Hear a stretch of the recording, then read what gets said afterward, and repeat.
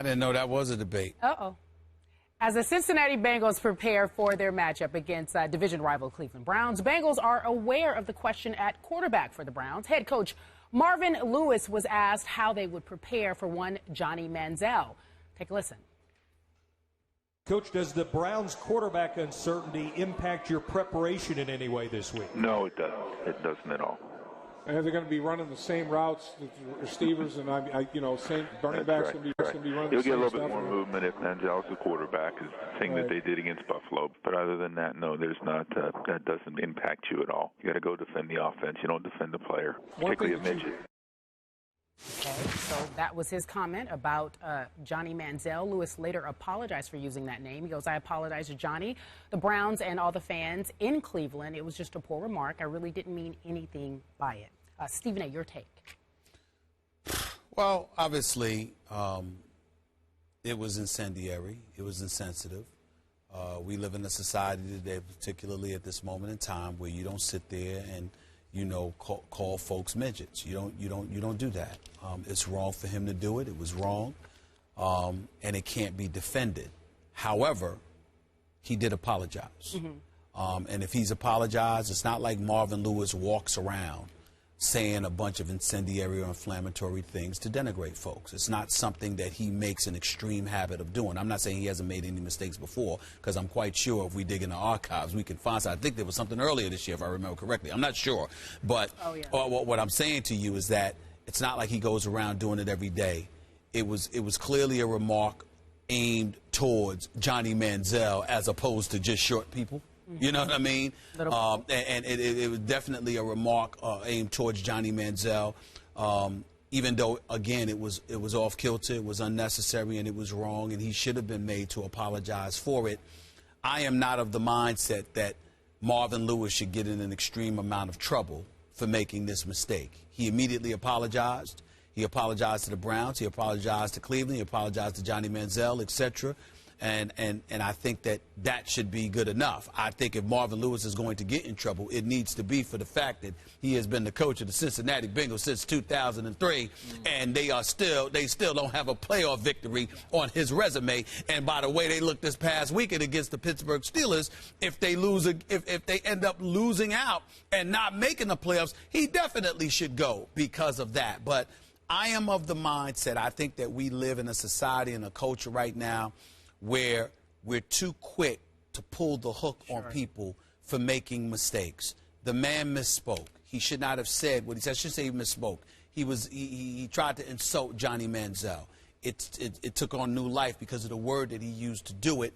That's unfortunate. He was wrong. He should have been made to apologize. If you want to fine him, all right, so be it. You want to send a message to the NFL, totally cool with that. But it's not as if, it should be a national story to the point where Marvin Lewis's job is on the line because he spewed this word. I think people need to pump their brakes on that level. What you were referring to earlier was the concussion statement. That's right, the concussion statement. The media focusing on the concussion. That is accurate. Yes. Okay, for me, Marvin Lewis's flip, dismissive, arrogant comment was wrong on so many levels. Number one, that term is offensive to many little people. I hope it's offensive to all little people, and I wish that somebody with the Bengals had advised Marvin to include the little people in his apology. Number two, just for the record, Johnny Manziel at the Combine measured 5 feet 11 inches and 3/4. So he was 1/4 of an inch short of 6 feet, which is an inch and an eighth taller than the quarterback who just won the last Super Bowl, this guy named Russell Wilson, who's still playing at a very high level. In fact, playing at a higher level than he did even last year. So that's offensive to me, that he would just dismiss him as that little guy, so to speak. And number three, Marvin Lewis's team just lost a home game to an arch rival 42-21. I refer to your Pittsburgh Steelers, 42-21.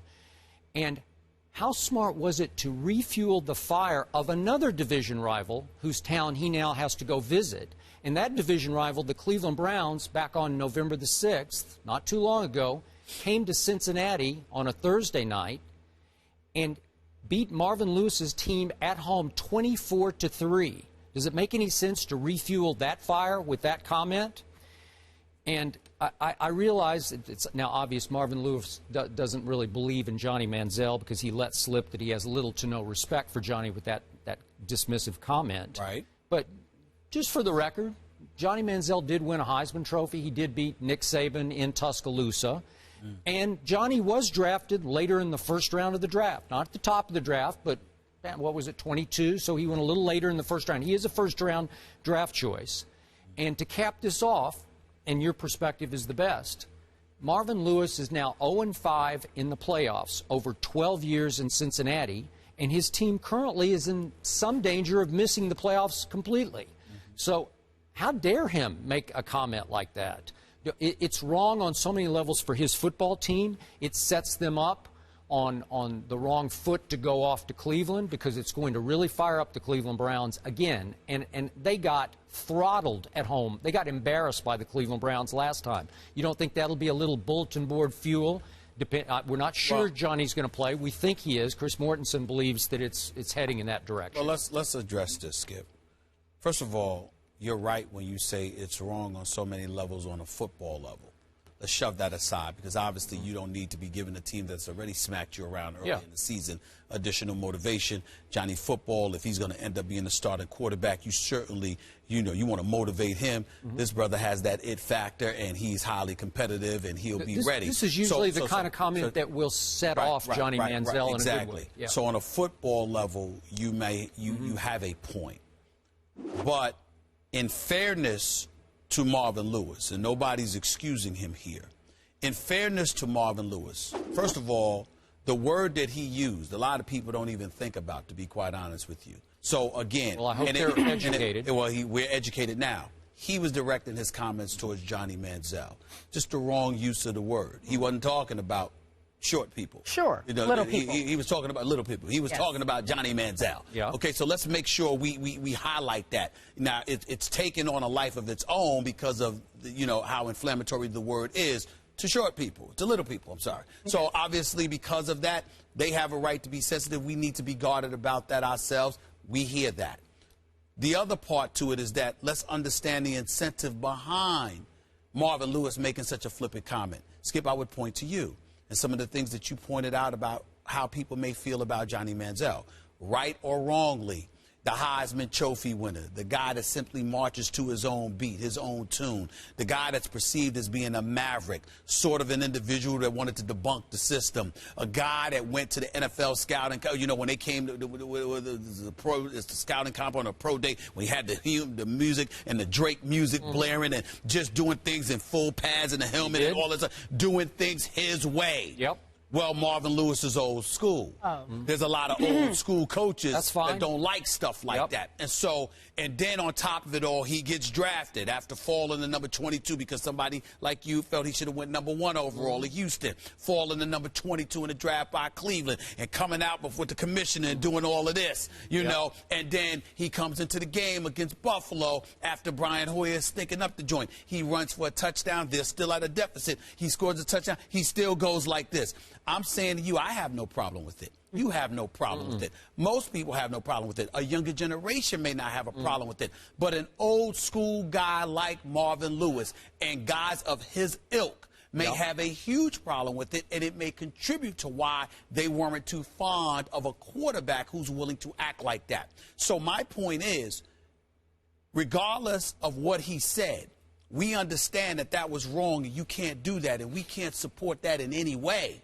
But shove that to just put that out there and not really stomach his intent in all of this, I think is wrong as well.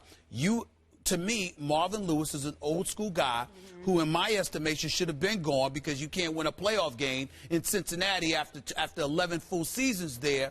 But the flip side to it is that if we're going to make this into more than the flippant comment, then I think we have an obligation in the interest of fairness to point out why we're willing to do that. Because I am with you. I think Marvin Lewis has little to no respect for the way Johnny handles himself on and off the football field. I get that. Right. And, again, for the record, as we saw on TV the other day, Johnny shows up 5 minutes before he's to be tardy before the game. He got there at 10:55. I think that's just the way he does it. If he's supposed to be there 2 hours before a football game, he shows up 5 minutes before, 2 hours before football. That's Johnny.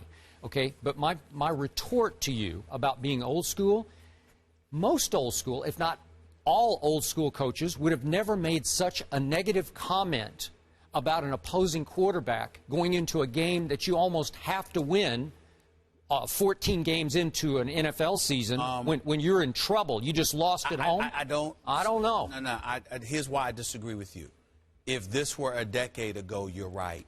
But I think that when I speak to coaches and when I speak to whether they're assistant coaches, head coaches, or what have you, and you hear them lamenting the state of affairs that exist, sure. They're speaking from a societal perspective. Skip Bayless, today is not like it was 10 years ago. Social media, sure. You know, the voices that players and athletes and society as a whole have that wasn't necessarily there. I mean, you've got a lot of old school cats. I'm not going to lie. I mean, we don't bring this up much, but I watch Sunday NFL Countdown every week. Some things I like, some things I don't. But when I'm talking about when it comes to specifically Coach Mike Ditka. But when I look at him, you know what I see?